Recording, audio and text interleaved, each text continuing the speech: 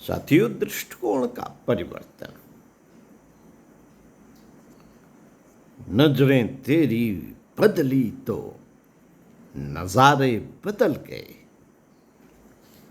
किश्ती ने बदला रुख तो किनारे बदल गए।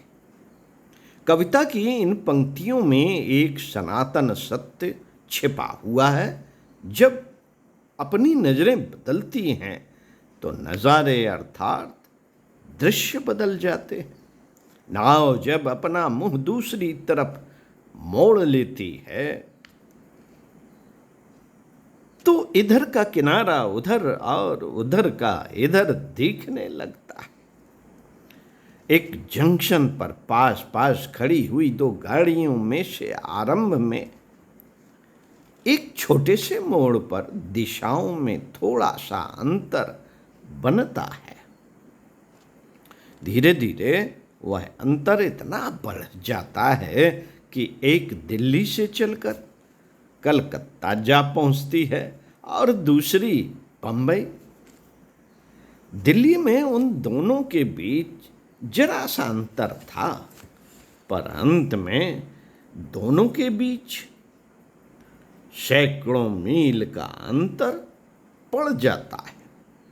मानव जीवन में भी यही तथ्य काम करता है। व्यक्तियों के दृष्टिकोण में थोड़ा थोड़ा अंतर होता है, पर वह जरा सा ही अंतर जीवन की परिस्थितियों में भारी भिन्नता प्रस्तुत कर देता है। आरंभ छोटा, अंत बड़ा।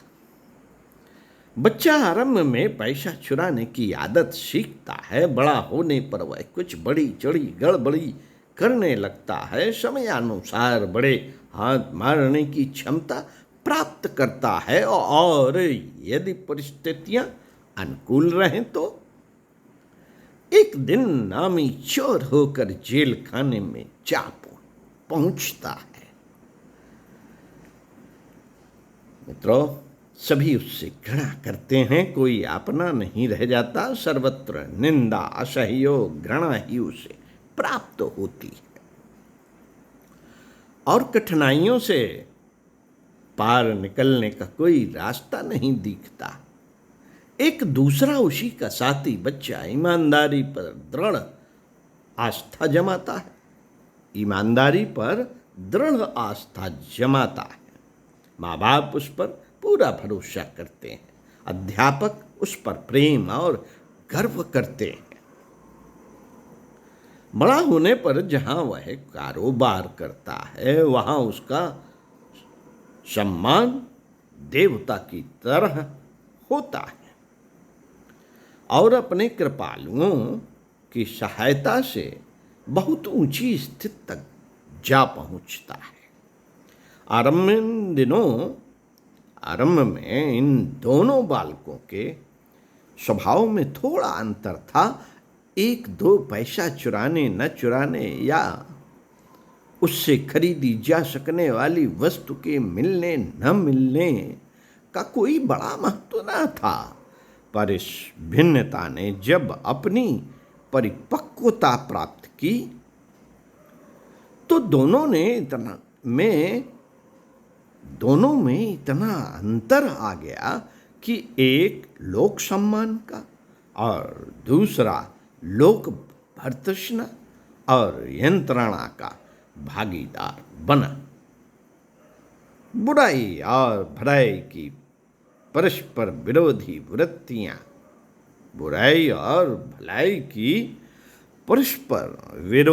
वृत्तियां आरंभ में बहुत छोटे रूप में होती हैं, पर उनका परिपोषण होते रहने से धीरे धीरे बड़ा विशाल रूप बन जाता है।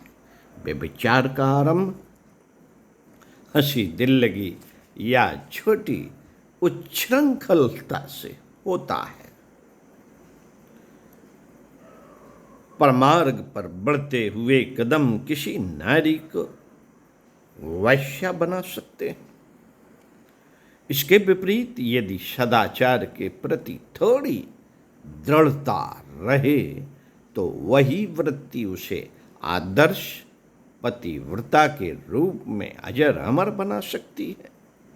कामचोरी और आलस्य की वृत्ति आरंभ में छोटी छोटी उपेक्षा या टाल मटूल के रूप में दिखाई पड़ती है, पर अंत में वही व्यक्ति आलस्य, प्रमाद और लापरवाही में अपना सब कुछ गंवा कर दर दर ठोकरें खाते फिरने की स्थिति में पहुंच जाता है एक दूसरा व्यक्ति जिसे परिश्रम में अपना गौरव और चमकता भविष्य दिखता है।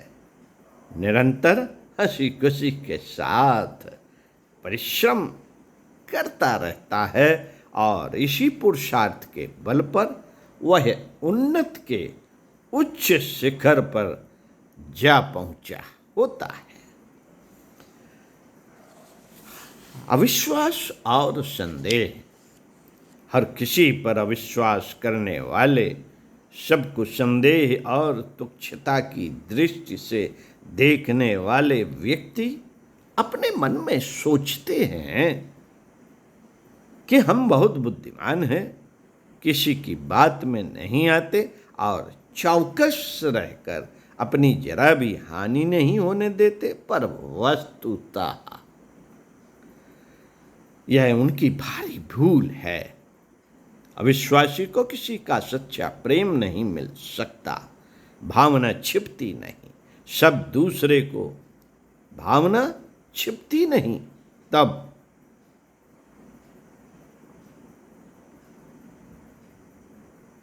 दूसरे को यह मालूम पड़ता है कि यह हमारे प्रति अविश्वास करता है, तो वह भी सच्चा प्रेम नहीं कर सकता और न सहानुभूति रखता है।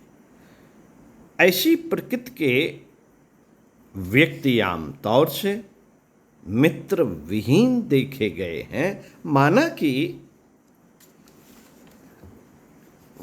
विश्वास में खतरा है। यदि खरे खोटे की परख न करके हर किसी पर विश्वास करने लगा जाए तो उसमें ठगे जाने का खतरा भी है, पर साथ ही यह भी निश्चित है कि किसी ने कभी दूसरों को अपना बनाया है तो उसे उस पर पूरा विश्वास अवश्य करना पड़ा है। एक व्यक्ति दूसरे का गुलाम तभी बनता है जब उसमें अपने लिए सच्ची सहानुभूति एवं आस्था अनुभव करता है। दाम्पत्य जीवन में भाई भाइयों में जहाँ भी सच्ची आत्मीयता पाई जाएगी, वहाँ उसके मूल में विश्वास, वफादारी और गहरा आत्मा भाव अवश्य होगा। अविश्वास के वातावरण में एक ऐसी घुटन रहती है कि मनुष्य वहाँ से अलग हटकर ही संतोष की सांस ले पाता है।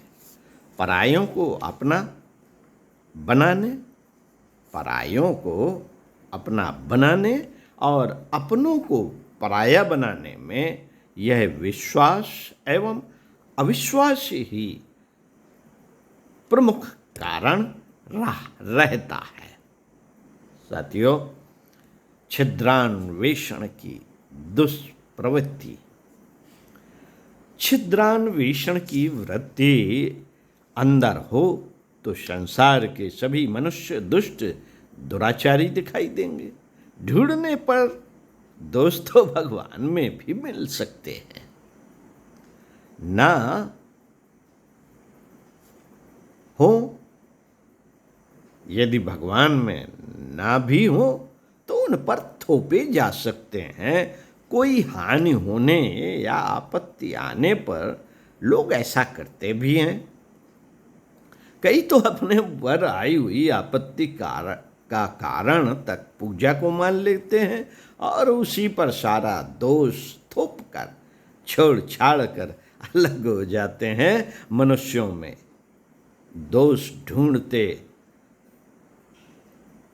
रहने पर, साथियों, मनुष्यों में दोष ढूंढते रहने पर तो उनमें असंख्य दोष निकल आते हैं। असंख्य दोष निकाले या सोचे जा सकते हैं।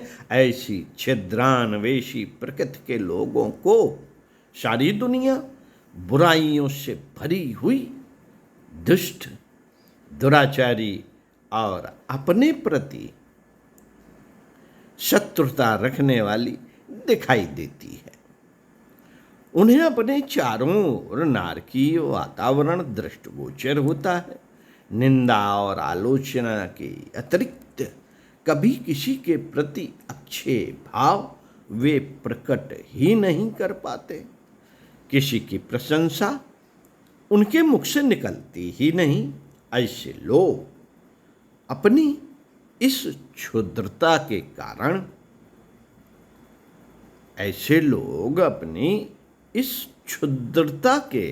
कारण ही सबके बुरे बने रहते हैं। पीठ पीछे की हुई निंदा नमक मिर्च मिलकर उस आदमी के पास जा पहुंचती है जिसके बारे में बुरा अभिमत प्रकट किया गया था।